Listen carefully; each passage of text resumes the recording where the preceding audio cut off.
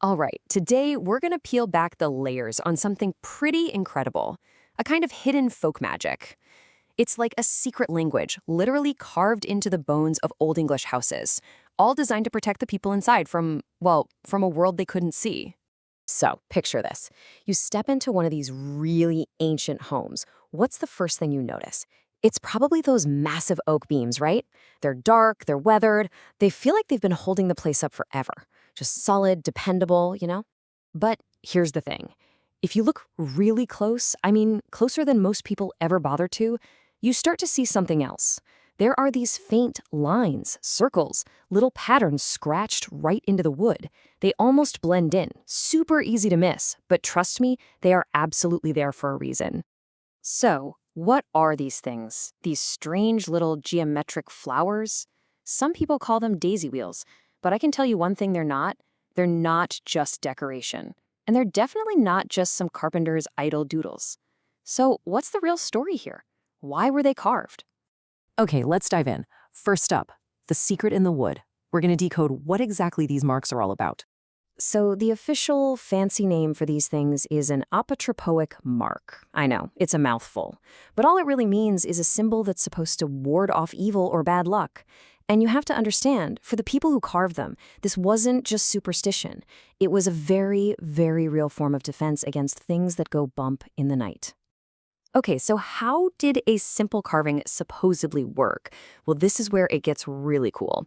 This is the geometry of protection.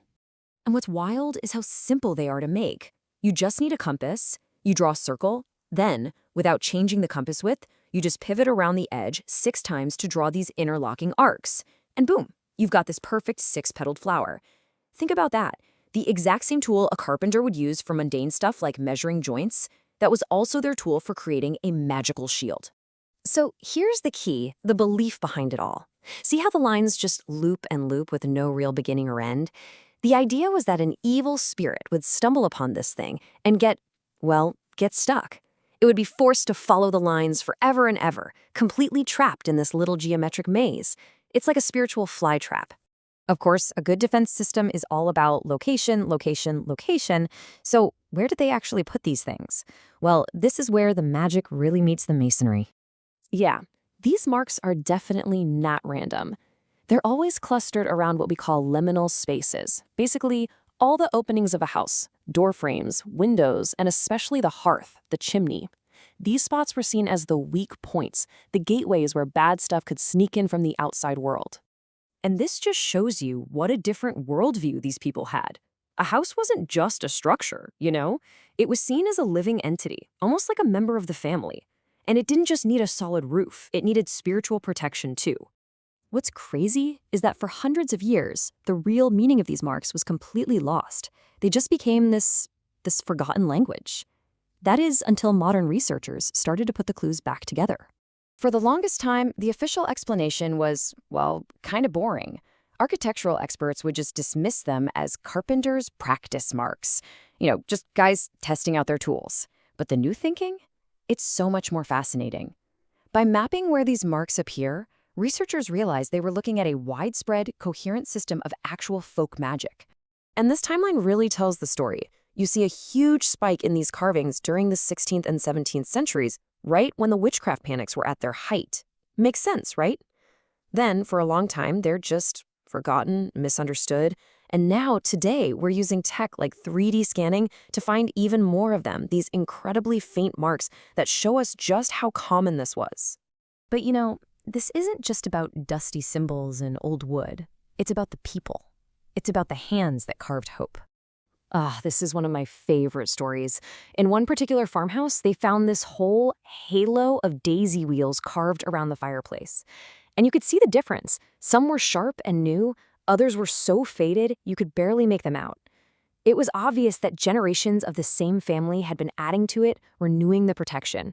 It was this act of care passed down through time. And it turns out the daisy wheel wasn't the only tool in their toolkit. It was part of an entire vocabulary of protection.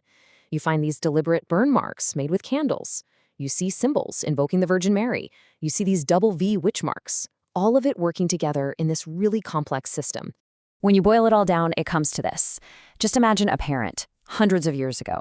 It's a dark, stormy night, and they're worried about sickness or bad luck or whatever might be out there. So they take a simple tool and they quietly carve this symbol into the beam over the fireplace. It's not some big flashy ritual. It's a quiet, personal, intimate act. It's a way of saying, stay away, this place is guarded. So, what does this all mean for how we look at the past? It means these old houses aren't just silent witnesses to history. No, this is the house that remembers. I mean, these marks really change how you see these places. A historic building is no longer just a collection of wood and stone. It's an emotional landscape. These carvings are a physical record of fear, of hope, and of that deeply, deeply human need to feel safe and protected. And that, really, is the biggest takeaway. When you look at these old beams now, you're not just looking at architecture anymore. You're looking into a world where that line between the physical and the magical was paper thin. A world where ordinary people used simple geometry to try and fight back against the darkness. The past wasn't just built, it was enchanted.